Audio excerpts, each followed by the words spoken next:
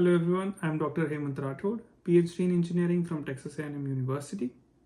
Welcome back to another video lecture based on class 11th and 12th syllabus. My goal here is to help you truly understand the scientific concepts, not memorize them or get scared by them. I hope this class helps you. Let's start learning.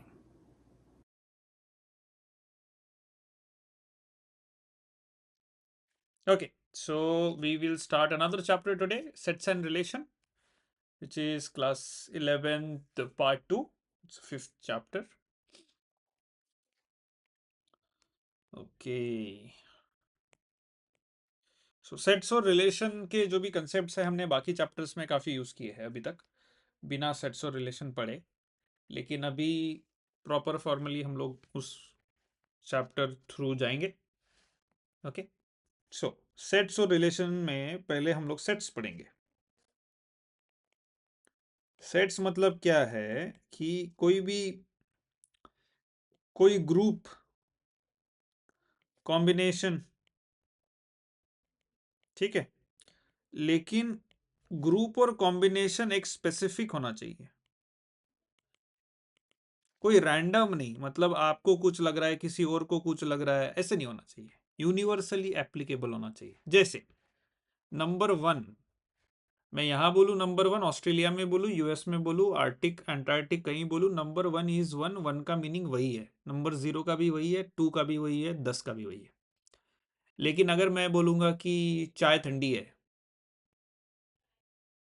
तो चाय ठंडी है Antarctic Arctic में अलग होगी, US में अलग होगी, ऑस्ट्रेलिया में अलग होगी, उसका मीनिंग.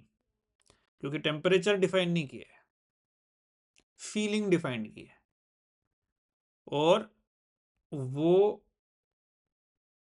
रिलेटिव है. मतलब मेरे लिए कुछ और होगा, आपके लिए कुछ होगा, तो वो स्पेसिफिक होना चाहिए. सो सेट्स उन चीजों का है जो स्पेसिफिक है, वेल डिफाइंड है. वेल डिफाइंड तो मतलब आप किसी भी चीज का सेट बनाओ, अगर वो वेल डिफाइंड नहीं है तो वो सेट सिर्फ आप ही के होंगे, कोई और यूनिवर्सली उसको एक्सेप्ट नहीं करेगा, राइट. मगर अगर यूनिवर्सली एक्सेप्टेड सेट होना तो that the content of that set और अ ग्रुप और a combination has to be well defined. ठीक है, चलेगा. सो कोई भी सेट है, जैसे हमने प्रोबेबिलिटी में पढ़ा था, अ coin is throne 3 times. So sample set बोलते थे, सैंपल सेट. सेट क्या है? पूरे डेटा पॉइंट का कलेक्शन. हेड आया, टेल आया, कितनी बार आया, कौन सा पहले आया, बाद में कौन सा आया, सबका कॉम्बिनेशन जो है सैंपल सेट में डाल दिया.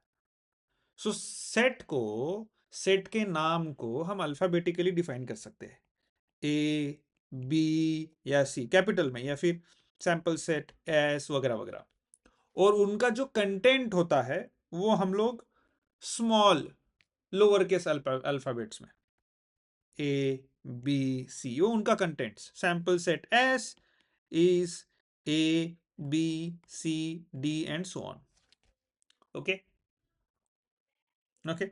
अभी हमने अगर सैंपल सेट लिया S equal to A B C and D ऐसे बोला, तो हम लोग ये कह सकते हैं कि एन एलिमेंट, ये जो उनके जो डेटा है उसको एलिमेंट्स बोल सकते हैं. An element A belongs to sample set S. Element 0 does not belong to sample set S, right. मतलब सैंपल सेट एस का क्या, कौन कौन से एलिमेंट्स पार्ट है और कौन से एलिमेंट्स पार्ट नहीं है, ये भी हम लोग डिफाइन कर सकते हैं. ओके, हाँ. अभी सैंपल सेट को डायग्राम मतलब रिप्रेजेंट कैसे करना है, ये तो एक तरीका हो गया, है ना. ऐसे कितने तरीके? 3 तरीके representation of set. 5.1.2 representation of a set. Okay, कितने टाइप का रिप्रेजेंटेशन है? फर्स्ट इज रोस्टर और टैबुलर मेथड, टैबुलर और लिस्ट मेथड. दूसरा set builder or rule method.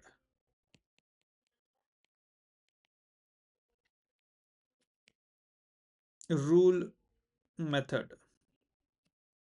तीसरा वेन डायग्राम.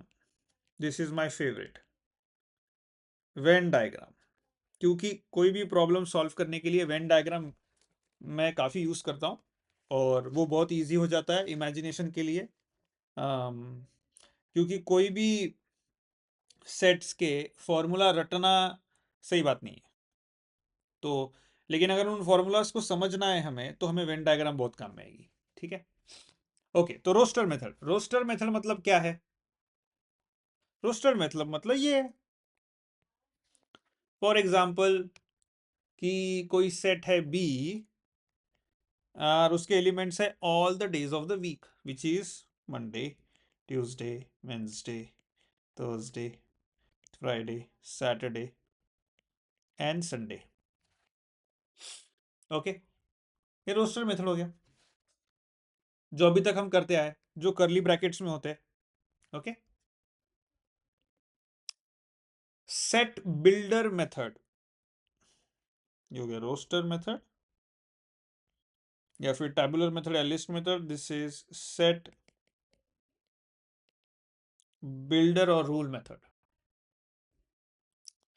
अगर हमारे पास कोई सेट है, set B, which has numbers like 1, 4, 9, 16, 25 and so on, तो उस सेट को हम एक डेफिनेशन दे सकते हैं, that is the elements of your set belongs to natural number. ये क्या है? These are all natural numbers and x is a square. अगर मैंने सिर्फ इतना ही बोला, x belongs to natural number and x is a square, that means natural number starting with 0. 1 का square 1, फिर 2 का स्क्वायर 4, 4 है, 3 का स्क्वायर 9, 9 उसका पार्ट है, 4 का स्क्वायर 16 उसका पार्ट है, उसके बाद का स्क्वायर कौन सा आता है? 25, उसके बाद स्क्वायर कौन सा आता है? 36 एंड सो ऑन, सारे स्क्वायर्स उसमें. सो हम एलिमेंट की प्रॉपर्टी डिफाइन कर रहे हैं, बराबर.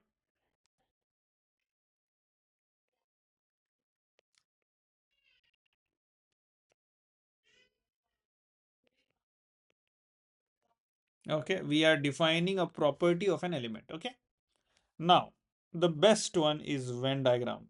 Now this is also good, क्योंकि बहुत बड़ा सेट लिखने से अच्छा ये लिख सकते हैं हम लोग, सेट बिल्डर मेथड.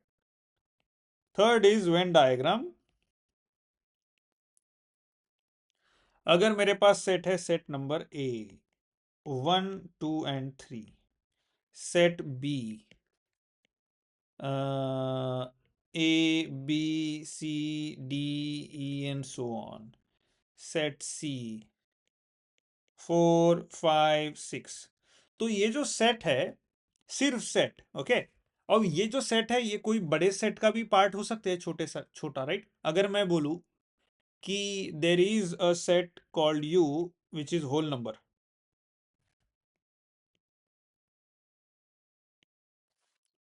तो ये होल नंबर में ये वाला सेट तो आएगा ही, राइट. लेकिन अभी हम लोग जो बड़ा सेट है ना, उसकी बात नहीं कर रहे, हम लोग सिर्फ ये छोटे सेट्स की बात कर रहे हैं. तो ये सेट को डायग्रामेटिकली कैसे रिप्रेजेंट करें? कोई भी एक क्लोज्ड स्पेस बना लो. क्लोज्ड स्पेस, क्लोज्ड, और उसमें लिख दो ये है सेट ए, जिसके जिसके एलिमेंट्स है 1, 2 एंड 3. सेट बी के लिए कोई भी क्लोज्ड स्पेस बना लो. B, this is A, this is B, this is C, this is D, this is E, this is F. Let's say F तक ही है. सिमिलरली सेट सी के लिए कुछ एक क्लोज्ड स्पेस बना लो. सो ये डायग्रामेटिकल रिप्रेजेंटेशन हो गया, है ना, कि एक सेट है उसके एलिमेंट्स है। ओके, सो ये हो गया वेन डायग्राम। लेकिन ये यही कंप्लीट नहीं होता है। अगर हम लोग सेट ए लेते हैं विच इज 1 2 एंड 3, और मैं बोलूं कि एक दूसरा सेट है U which is universal set, सबसे बड़ा सेट, वो है X, X belong to all N, और डेफिनेशन और दे दूं मैं, एक्स ग्रेटर देन और इक्वल टू 1। मतलब क्या है, u क्या हो गया आपका, 1 से लेके इंफिनिटी, राइट। तो 1 2 3 आ गए। तो अगर मैं u को ड्रॉ करूंगा तो ये बड़ा u रहेगा।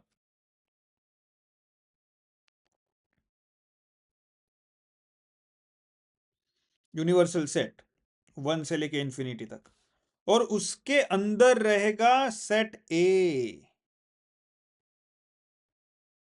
छोटा सा set A which is 1 2 and 3। Getting my point? Okay. और उसमें एक और सेट रहेगा, सेट सी, 4 5 एंड 6, ऐसे भी हो सकता है ना। ये देखो सेट सी, ये वाला, ये तो अलग सेट है, उसके काम का नहीं, इसमें इसमें इससे रिलेटेड नहीं है, बट ओके, बेसिक अंडरस्टैंडिंग आ गई। ओके, अभी इसमें क्या है, अगर सेट ए में इतने एलिमेंट्स है 1 2 और 3, जैसे हमारा सेट एस में कई एलिमेंट्स हुआ करते थे, और हम क्या बोलते हैं, number of elements of the sample set S is something. So number of elements of the set A is how many, 3। मतलब नंबर ऑफ एलिमेंट्स उसके, उसको कैसे लिखते हैं, एन इन ब्रैकेट ए, और उसको ये भी बोलते हैं कि कार्डिनालिटी ऑफ सेट ए।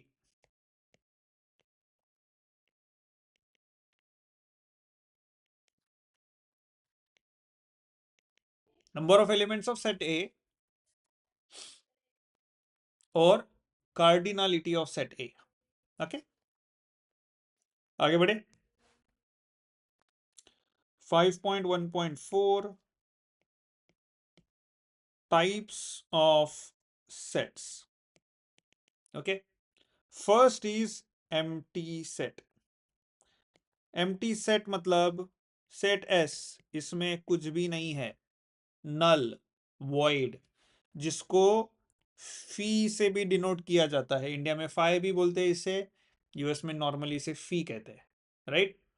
इसका कोई एक एग्जांपल डेफिनेशन की तरह में, सेट एस इज, इसके जो एलिमेंट्स है, belongs to all natural number where X is less than 1 less than 2।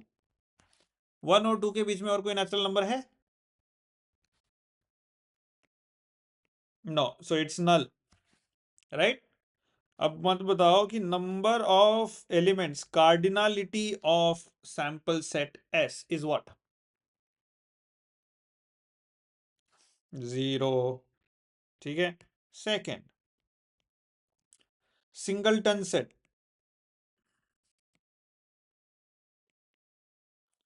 Singleton set, okay. Singleton set में क्या होता है, कोई भी अगर सेट है, सेट ए में कोई एक नंबर है 3, या कोई एक एलिमेंट है 3, cardinality of set A is what, 1। Singleton set मतलब जिसमें एक एलिमेंट हो, only one element, that is called singleton. 3, finite set. Finite set मतलब जिसमें फाइनाइट नंबर है, कैलकुलेशन कर किए जा सकते हैं उतने नंबर है, 1 2 3 से लेके 10 तक। Cardinality of set A is 10, calculate कर सकते हैं, तो ये फाइनाइट सेट है, राइट। एक और example, set A is B, एक, द वर्ड ब्यूटीफुल, उसमें कितने लेटर्स है, उसका सेट।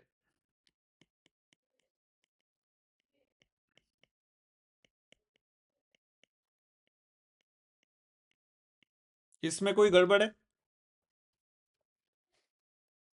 लेकिन मैंने यहां पे यू नहीं लिखा है।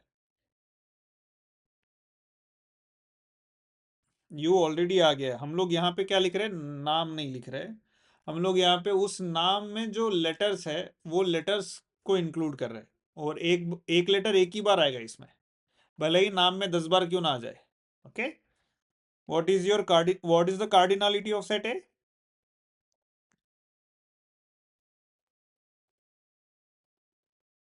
ओके, 8, किताब में 7 दिया है।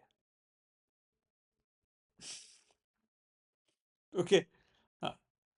नाउ इनफाइनाइट सेट, ये फाइनाइट सेट था, इनफाइनाइट सेट मतलब इनफाइनाइट सेट बहुत ज्यादा नंबर काउंट नहीं कर सकते। Set A, your elements belong to natural number where X is greater than और इक्वल टू 1, करते रहो count, right. Infinite set, infinite set का कार्डिनलिटी बता सकते हैं कुछ? नहीं बता सकते, इट इज इनफाइनाइट। सो जो इनफाइनाइट है तो उसका कैसे बता सकते हैं, है ना? ऐसे नहीं बोल सकते कि उसकी कार्डिनलिटी उसमें number of elements is infinite. No, we can not define number of elements, इतने ज्यादा है। Fifth, subset.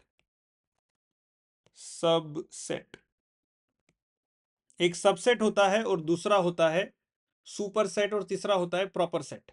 तो हम देखेंगे पहले सबसेट। सबसेट, अगर ए में 1 2 3 एलिमेंट्स है और बी में 1 2 3 4 और 5 एलिमेंट्स है, राइट। तो सेट ए के जो एलिमेंट्स है वो बी में भी है। सो बी में ऑलरेडी एक ए है, so that means A is subset of B, right. और एक दूसरा है सी, जिस जो है एम्प्टी सेट। तो क्या मैं ऐसे बोल सकता हूं, empty set C is a subset of A, empty set C is also subset of B. every empty set or every phi is a subset of every other set, or A is subset of itself as well, B is subset of itself as well, C is subset of itself as well,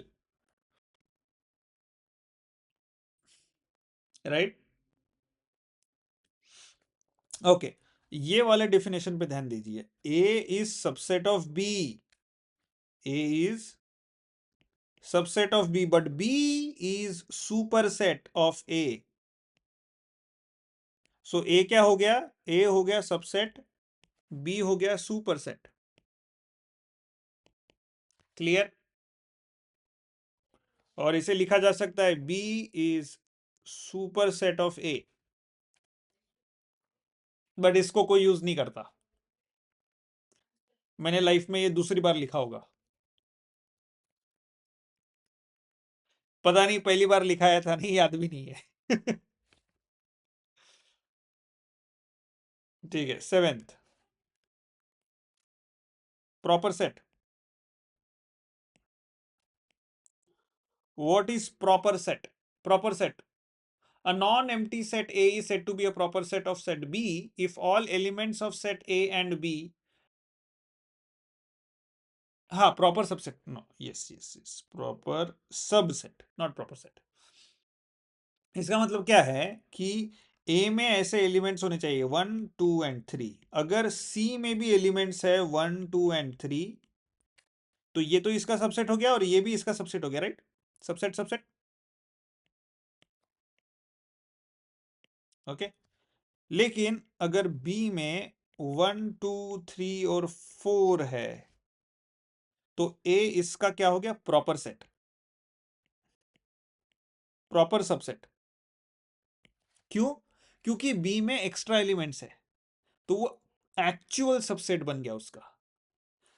इस definition से क्या ए खुद का proper subset बन सकता है?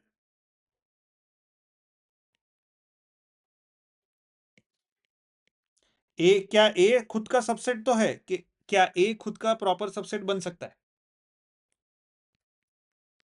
नहीं बन सकता है, क्योंकि प्रॉपर सबसेट के लिए क्या चाहिए, ए में 1 2 3 है, बी में 1 2 3 और एक एक्स्ट्रा एलिमेंट चाहिए प्रॉपर सबसेट के लिए.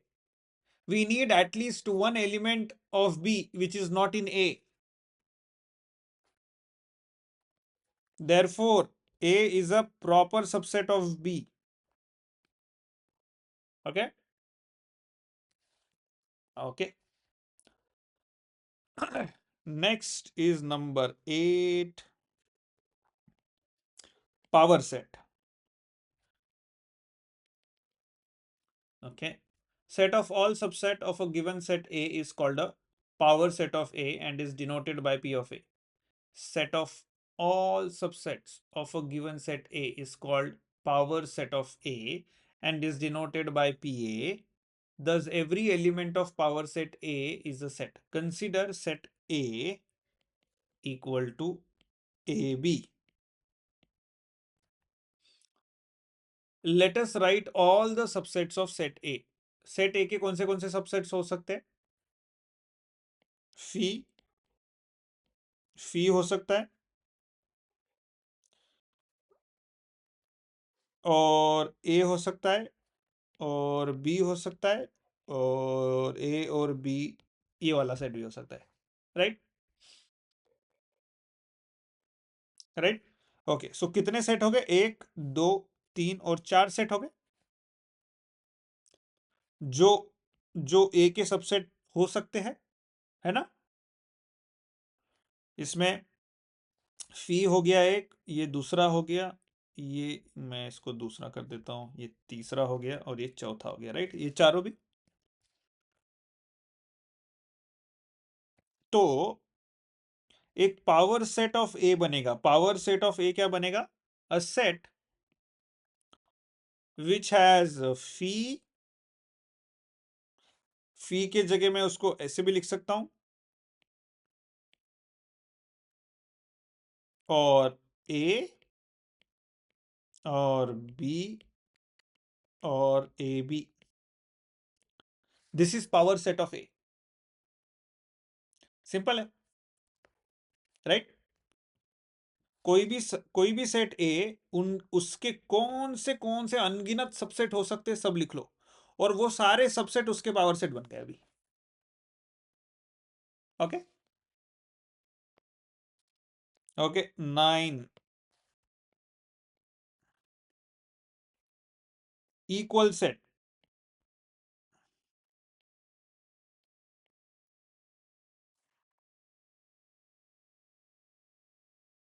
इक्वल सेट मतलब अगर दोनों के नंबर ऑफ एलिमेंट सेम है तो इक्वल सेट है.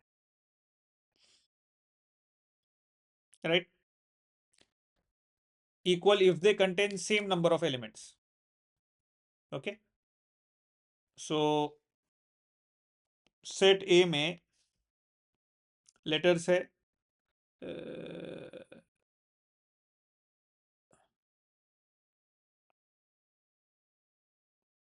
two sets are said to be equal if they contain the same elements, not equal number, same elements.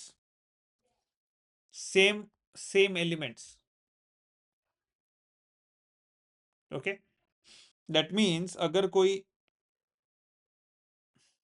अगर कोई सेट है, सेट ए, जिसका कंटेंट है x एंड y, और सेट बी है जिसका कंटेंट है y and x, these are equal set. Okay. Yeah. Because they have same elements. Okay. Then is number 10, equivalent set.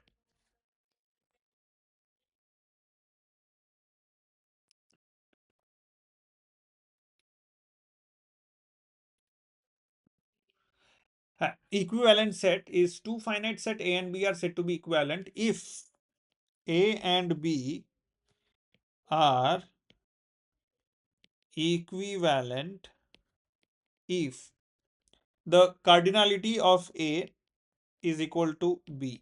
मतलब नंबर ऑफ एलिमेंट्स दोनों के अगर सेम है तो इक्विवेलेंट सेट कहेंगे. एग्जाम्पल दिया है, सेट ए का एग्जाम्पल दिया है DOME, ये सेट ए है, and set B is RACK. So number of A is 4, number of B is 4. Okay. Then comes 11th, universal set. ये तो पता ही है हमें, कोई भी एक पर्टिकुलर यूनिवर्सल सेट मतलब ऐसा सेट नहीं जो कोई भी डिस्कशन ले आओ उसमें रहेगा, मतलब नंबर ले आओ तो उसमें रहेगा, लेटर्स ले आओ तो उसमें, ऐसा नहीं, वो यूनिवर्सल सेट नहीं। कोई भी पर्टिकुलर डिस्कशन अगर हो रहा है नेचुरल नंबर के बारे में हो रहा है तो यूनिवर्सल सेट क्या रहेगा, सारे नेचुरल नंबर वाला। Universal set for a particular discussion, U is a universal set for a discussion. Okay. Okay. सो मतलब उस डिस्कशन के जो सारे एलिमेंट्स होंगे वो सारे उसमें है, जो बाकी के सेट है उसमें कुछ कुछ होंगे, जैसे ए में 1 2 3 है, यूनिवर्सल सेट में 1 से लेके प्लस इंफिनिटी तक है, वो यूनिवर्सल सेट हो गया। Okay, next 5.1.5, operations of operations on set. अब ये सेट को मैनिपुलेट कर सकते हैं हम लोग, उस पर कुछ चेंजेस कर सकते हैं, ऑपरेशंस कर सकते हैं उसके, ऑपरेशंस ऑन सेट्स। ओके, पहला है कॉम्प्लीमेंट ऑफ अ सेट।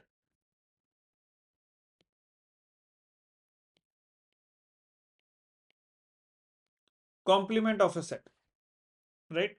अब अगर कोई सेट ए है, इसका कॉम्प्लीमेंट हम डिनोट कर सकते हैं ए डैश से या फिर ए टू द पावर ऐसे, सबस्क्रिप्ट सुपर स्क्रिप्ट से, ठीक है, इसे सुपर स्क्रिप्ट कहेंगे, ठीक है।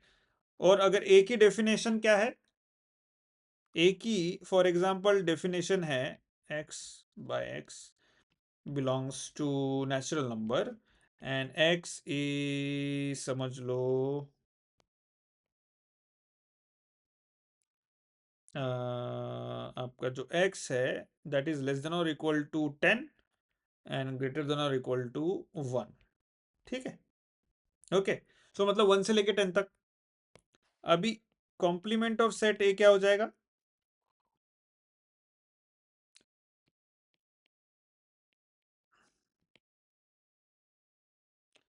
x does not belong to a, ऐसे भी बोल सकते हैं। जो आपने बताया वो पर्टिकुलर डेफिनेशन थी और वो सही थी। Okay, X does not belong to A, right, ऐसे भी कर सकते हैं, ठीक है। सो फॉर एग्जाम्पल, अगर एक दूसरा एग्जाम्पल, अगर ए है 1 2 3 4 5 6 7 8, फॉर एग्जाम्पल ये है यूनिवर्सल सेट, ठीक है, ये यूनिवर्सल सेट है और हमें सेट ए दिया है 2 4 6 और 8। अभी मैंने बोला कि नॉट बिलोंगिंग टू ए, मतलब नॉट बिलोंगिंग टू ए मतलब क्या हो गया, जो ये नेचुरल नंबर बोला है ना, तो उसके हिसाब से हमारा यूनिवर्सल सेट क्या हो गया, ऑल नेचुरल नंबर्स, राइट। हमने जो यहां बोला x belongs to n, universal set इस केस में हो जाएगा ऑल नेचुरल नंबर्स, ठीक है। बट ये जो दूसरा एग्जांपल है, ये मैं छोटा यूनिवर्सल सेट ले रहा हूं इस डिस्कशन के लिए, जो यूनिवर्सल सेट हमें लगेगा। ये जो इसके ऊपर लिया था वो हो गया डिस्कशन खत्म, this is the new example, new discussion.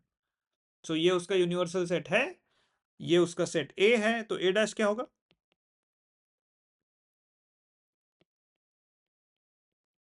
1 3 5 and 7, that's right. अभी इसको वेन डायग्राम से कैसे करेंगे, यूनिवर्सल सेट बनाएंगे,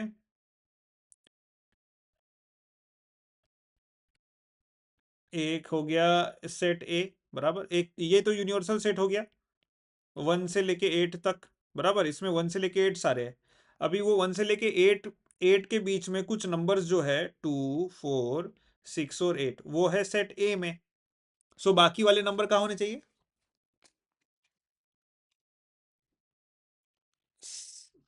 सेट के बाहर, एग्जैक्टली मैं नया सेट ए डैश नहीं बना सकता यहाँ पे। सेट के बाहर जितने भी है वो ए डैश हो गए, right, which is 1 3 5 and 7, this is A dash. Okay, जो ए के बाहर है वो ए डैश हो गया, और ए प्लस ए डैश यूनिवर्सल सेट हो गया। ओके ओके, एक मिनट।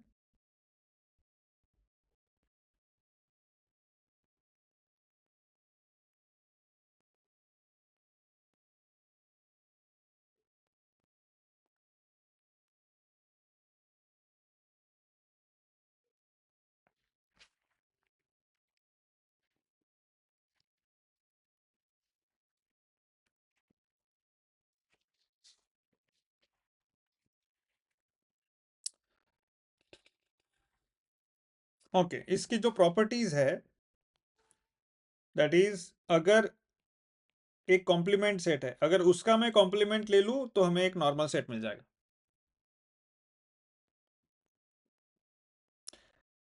एक यूनिवर्सल सेट है और उस यूनिवर्सल सेट के अंदर एक एक नल सेट है या फिर एक एम्प्टी सेट है। अगर मैं वो एम्प्टी सेट का कॉम्प्लीमेंट ले लूं तो क्या मिलेगा मुझे?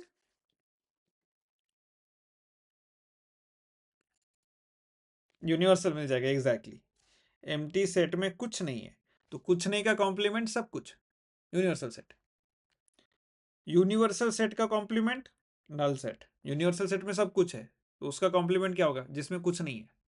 Okay, second, union of sets.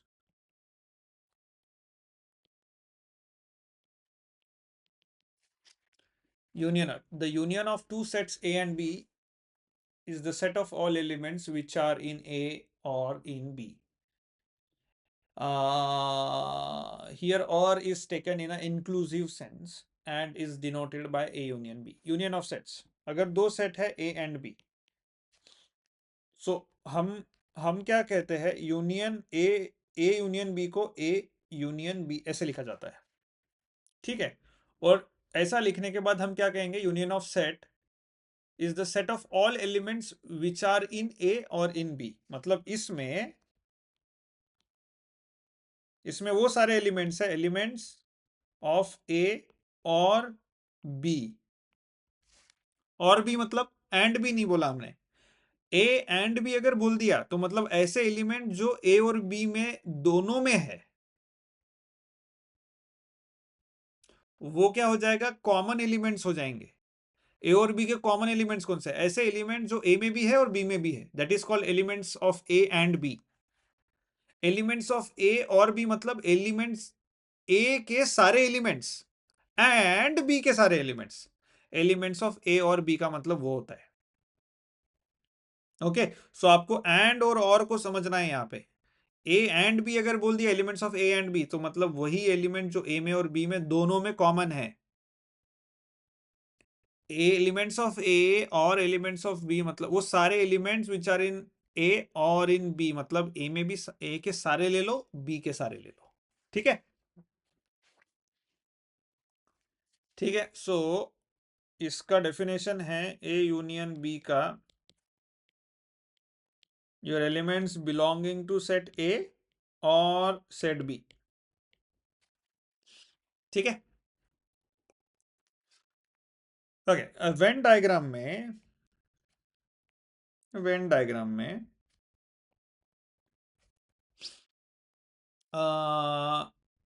ये सेट ए है और ये सेट बी है, ये अलग अलग है।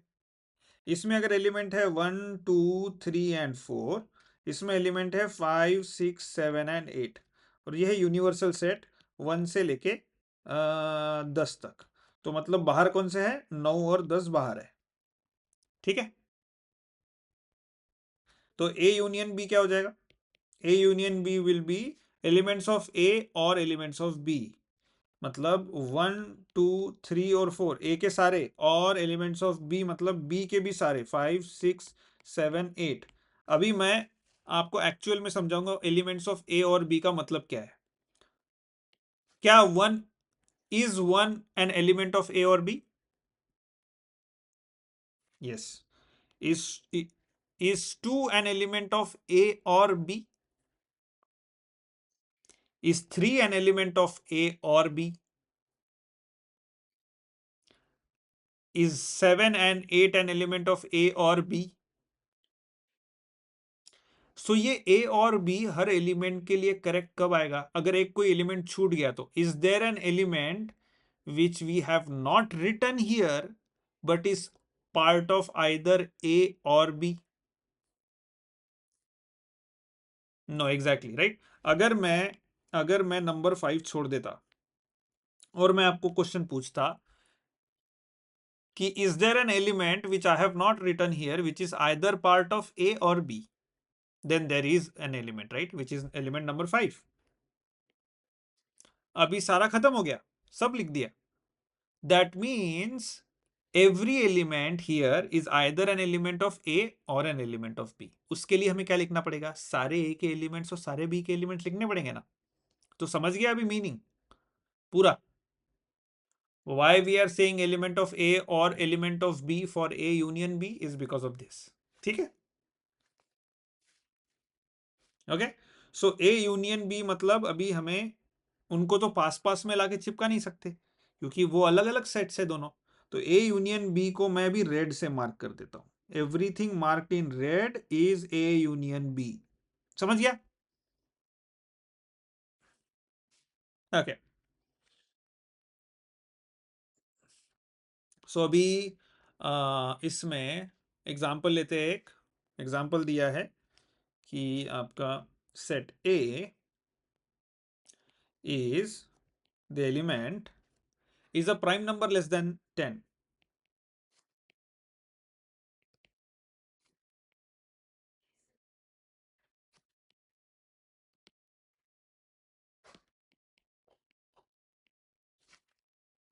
राइट, सो ए क्या हो गया?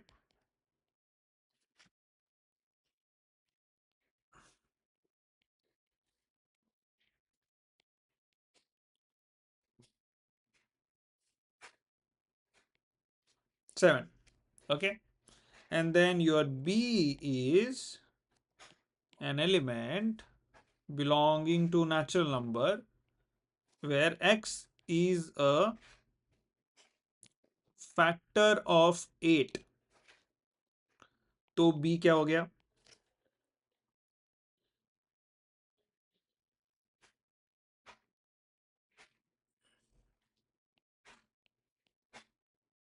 नहीं,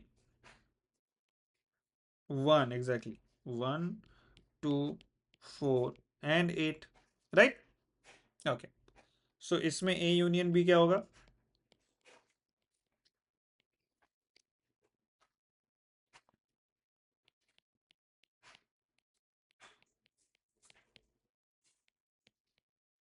करेक्ट, राइट। अभी देखते हैं properties of A union B। A union B के क्या प्रॉपर्टीज है?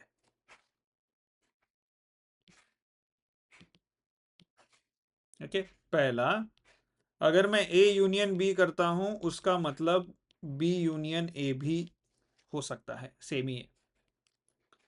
दूसरा, अगर मैं ए यूनियन बी करता हूं, पहले कर लिया, उसके बाद मैं यूनियन सी करता हूं, इसका मतलब मैं पहले A union B union C अगर मैंने पहले कर लिया और फिर बाद में ए यूनियन उसके साथ किया तो भी चलेगा। इसे कहते हैं कौन सी प्रॉपर्टी? कम्यूटेटिविटी।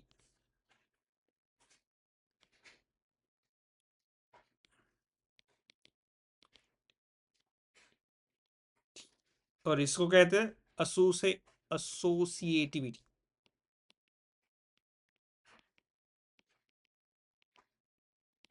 ठीक है, third one, A union phi is what? A fourth. A union A is what? A square हो जाएगा ना? Yes, it is just A. Fine. A union A dash क्या होगा? Universal set, right? Yes. 6. If A is a proper नहीं, A is a proper subset of B, then A union B is what? सोचो, A is a proper subset of B मतलब A के सारे elements B में है, then A union B is what? और B में extra elements भी है, then A union B is what? A union B is B, exactly. अगर A में 1 2 3 है, B में 1 2 3 and 4 है, तो A union B is 1 2 3 and 4, right? लेकिन अगर A is a subset of B, then A union B is what? It can be sometimes A और B, but depends. So इसलिए हमें इसको डेफिनेशन में नहीं डाल सकते, क्योंकि सबसेट का मीनिंग क्या हो सकता है? A और B इक्वल भी हो सकते हैं, या फिर A छोटा है और B बहुत बड़ा है, ऐसा भी हो सकता है, right? Okay. 7. Universal set union A.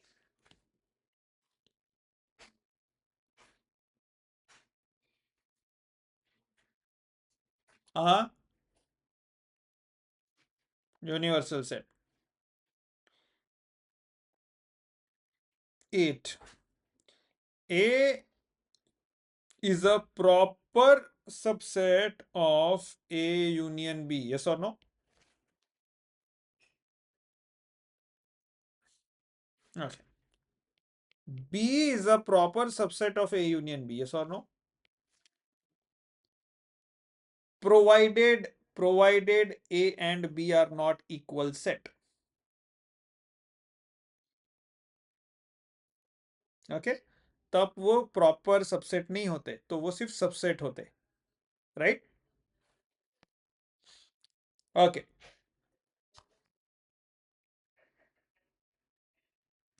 अभी आते हैं number 3, that is intersection of sets. Intersection of sets. Intersection of sets A and B, इसे लिखते हैं ए इंटरसेक्शन बी ऐसा, और इसका मीनिंग है set of all elements which are both in A and B.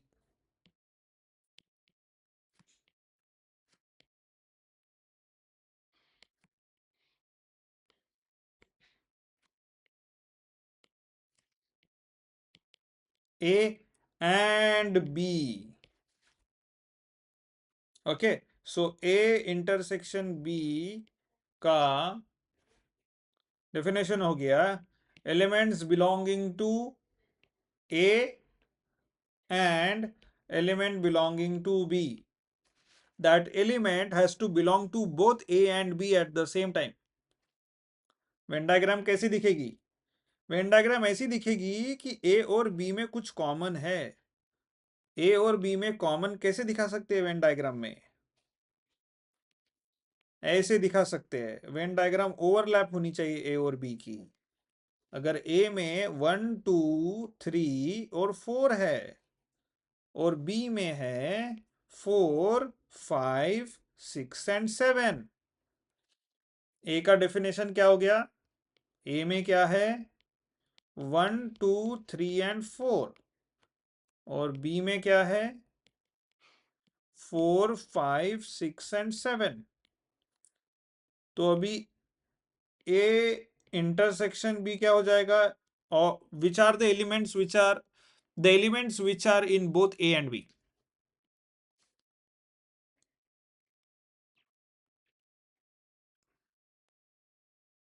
Which one? 4.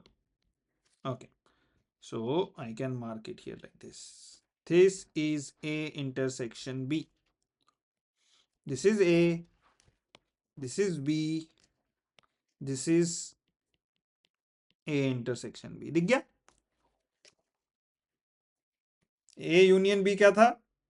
ये देखो, ये दोनों को मिला के A union B. Okay, A intersection B क्या है?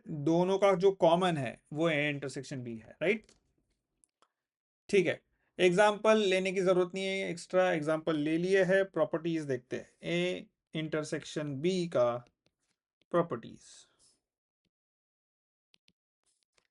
पहला, A इंटरसेक्शन B करो या B इंटरसेक्शन A करो, commutativity works. Second, A intersection B करो, उसके बाद इंटरसेक्शन C करो, या फिर पहले B इंटरसेक्शन C कर लो, उसके बाद A intersection B intersection C करो, फर्क नहीं पड़ता. Associativity. Element null empty set intersection A क्या होगा? नल सेट या empty set. A intersection A क्या होगा? ए होगा. Fifth, uh uh uh uh uh अ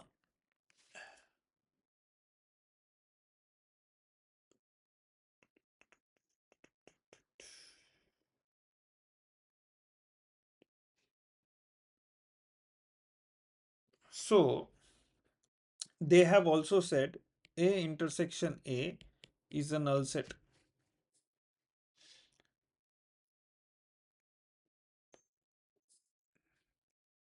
ओके, आप लोग ये इस पे थोड़ा सा सोचो और मुझे नेक्स्ट क्लास में बताना कि ये क्यों है. ठीक है?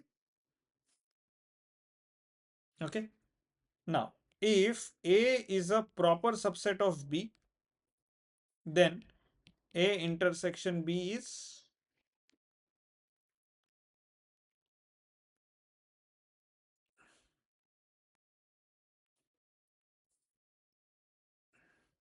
A. Exactly. 6. Universal set intersection A is A because A is a proper subset of U. A intersection B is a proper subset of A. A intersection B is a proper subset of B. सोचो.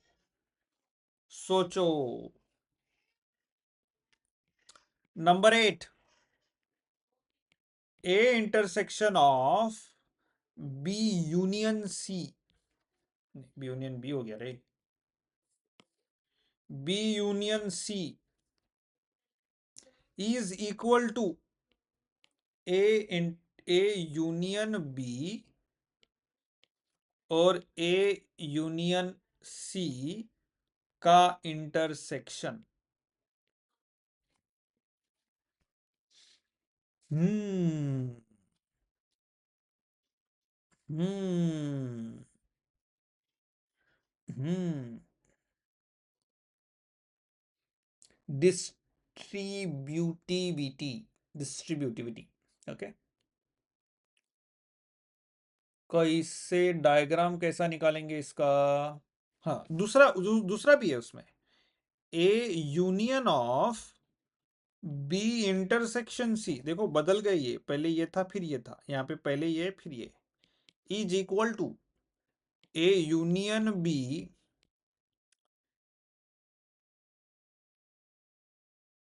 Wait a second, गलत कर दिया मैंने, पहले का बाद में दूसरा लिख दिया. Wait.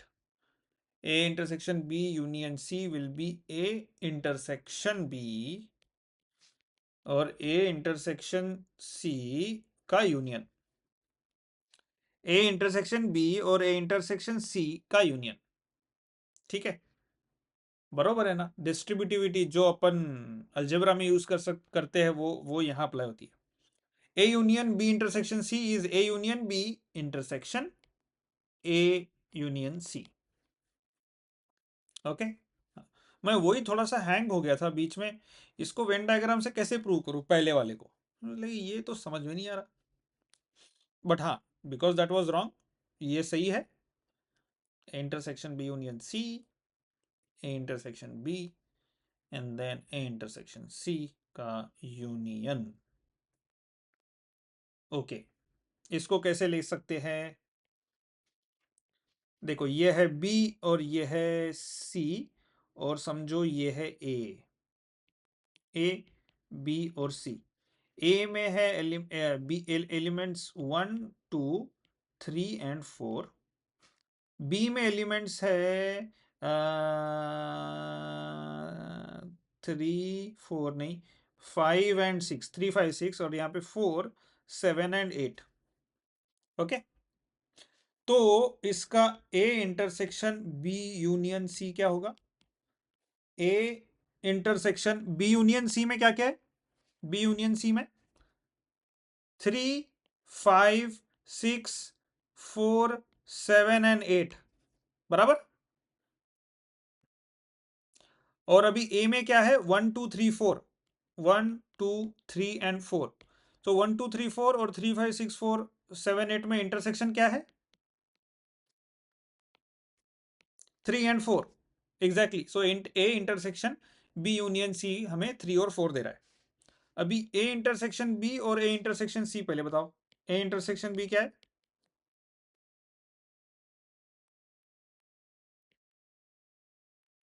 A intersection B union नहीं, 3, एग्जैक्टली। ए इंटरसेक्शन सी 4। अब इन दोनों का यूनियन करेंगे तो क्या होगा?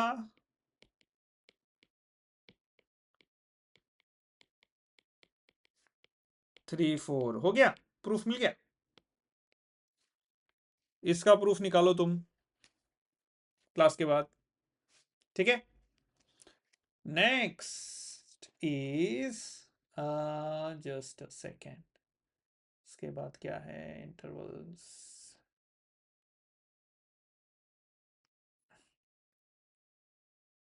ओके, तो एक काम करते हैं, हम लोग रुकते हैं यहीं पे, उसके बाद लेंगे De Morgan's law and intervals और solved example in the next class. So will stop here and we'll take rest of it in next class. Okay.